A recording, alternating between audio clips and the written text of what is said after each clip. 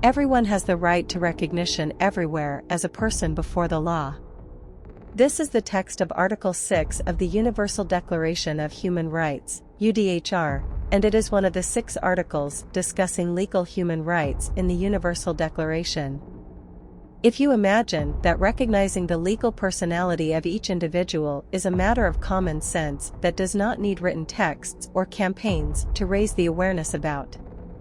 then you haven't probably heard of the 10 million stateless people in the world who are not recognized as legal persons before the courts in the countries where they live. The migrant workers around the world face daunting challenges in bringing grievances to national courts.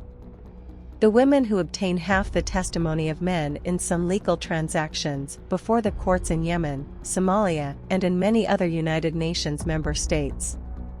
The women in more than 30 countries who need their guardian's permission to apply for a passport, or to choose a place to live on their own because they do not have legal personality.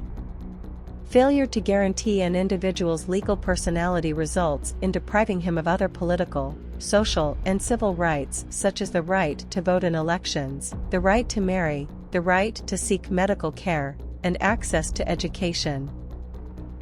Therefore, this article was included in other international treaties and agreements such as Article 16 of the International Covenant on Civil and Political Rights, Article 24 of the International Convention on the Protection of the Rights of All Migrant Workers and Members of Their Families, CRMW, and Article 12 of the United Nations Convention on the Rights of Persons with Disabilities, CRPD.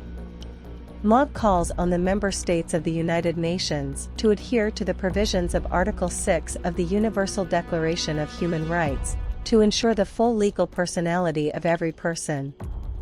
and for states to ratify the 1954 Convention relating to the status of stateless persons and the 1961 Convention on the Reduction of Statelessness, and to ensure equality between men and women in legal proceedings before national courts.